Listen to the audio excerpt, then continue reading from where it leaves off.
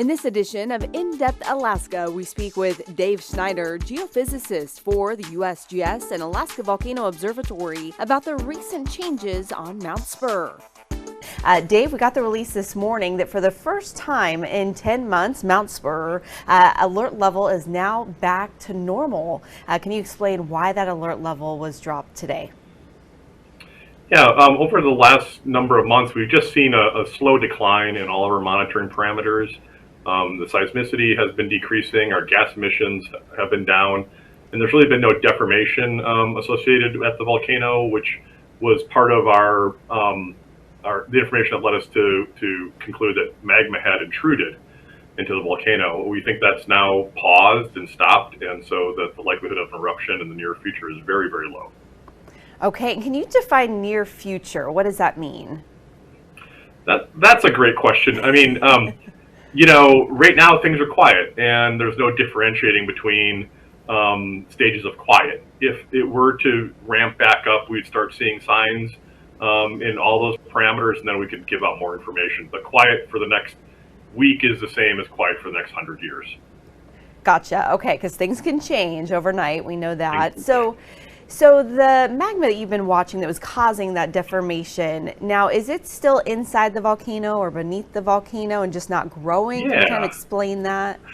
Yeah, it's kind of a weird thought process, right? That there's magma that's come in there, and it's some sort of body that's sitting there and it's degassing. We see the gas emissions continue from the summit and from Crater Peak, but we know it's not pressurizing, so it's not continuing to move upwards. Because the rock breaking earthquakes have pretty much stopped, and it's not causing the volcano itself to grow. So a similar thing happened in 2004 to 2006. Magma came into the volcano, melted a bunch of ice up at the summit, lots of earthquakes, and it didn't erupt. So it's not uncommon. It's how you get things like granites. Granites are rocks or magma that got intruded but didn't make it to the surface. So it's kind of a similar thing that they don't always make it there, and this time, people that were rooting for it are just going to be a little disappointed. Right. So this is still an active volcano, and say next summer or next spring or whatever, sometime in the future, we could see another event where that magma starts to rise and eventually does lead to an eruption. Is that still a possibility? It's a possibility at every volcano in Alaska. I mean, I'm not sure that it's more or less likely at Spur. I mean, we really did have 20 years since the last intrusion. So, and that was, about 20 years since the previous eruption. So, these things, happen at maybe longer time scales. So I wouldn't hold your breath for next summer. Yeah. Okay. Thank you for that. Now, for people that have, purchased goggles and masks and have sort of this equipment ready to go for an eruption, should they pack that away in sort of a distant spot, or is it good to still have that stuff handy for Spur or a different volcano in the area? A lot of the sort of the preparedness things that people did. I mean, we saw lots of stories trying to be prepared, and that's excellent. A lot of it, we have other natural hazards here in Alaska, and so a lot of the basic preparedness things, could apply to things like big winter storms or power outages or earthquakes. The things like goggles are a little bit more specific, but there could be times, other volcanoes like Redoubt has dropped ash in Anchorage before. It's a good thing to have around, and if nothing else, there's a lot of going to be really stylish dogs on the trails this winter. That's for sure. Yes. Yeah, that would be pretty cool. Were there any lessons learned from this process of having Mount Spur on such a, an elevated alert for such a long time?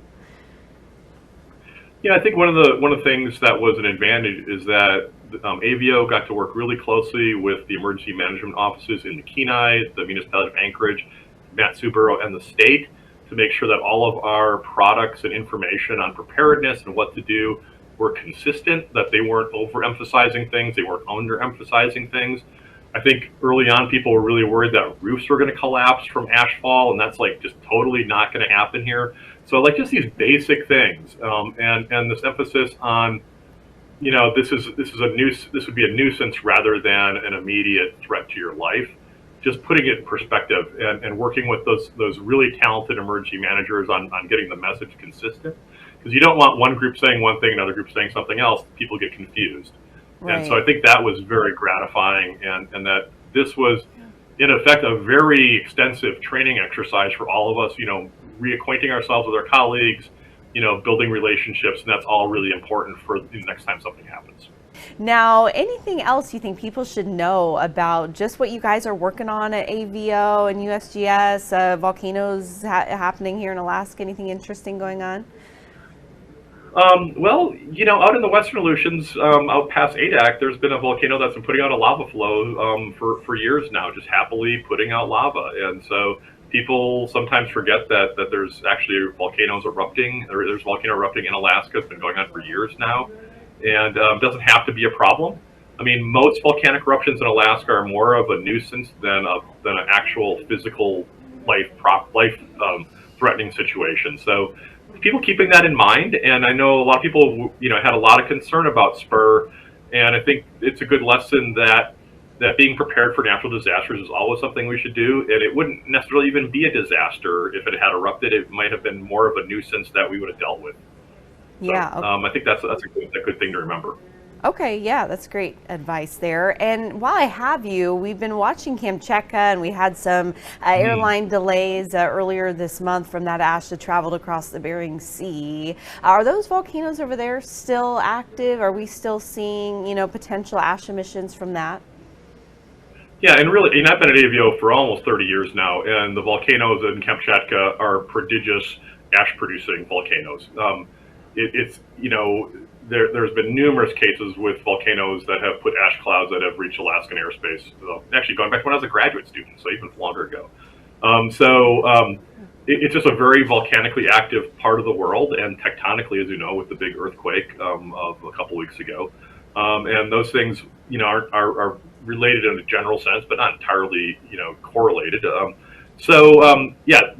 stuff that happens from Kamchatka, and we just happen to be downwind from those volcanoes. And these things, it's more of a nuisance than an inconvenience rather than a super big hazard for people. Like, there's no danger of ash fall from a Russian volcano for the typical level of activity that we've seen in historic times.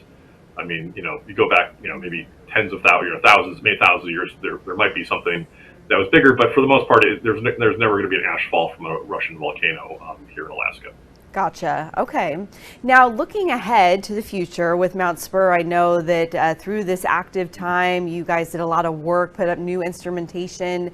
Will you continue to monitor Spur with the previous instruments you have and the new? Yeah, that's a great question. All of our monitoring at Mount Spur, most of our monitoring at Mount Spur is permanent installations. They were there before, they'll be there afterwards. We did increase things like gas flights to go measure gases, and we did one of those just over this past weekend.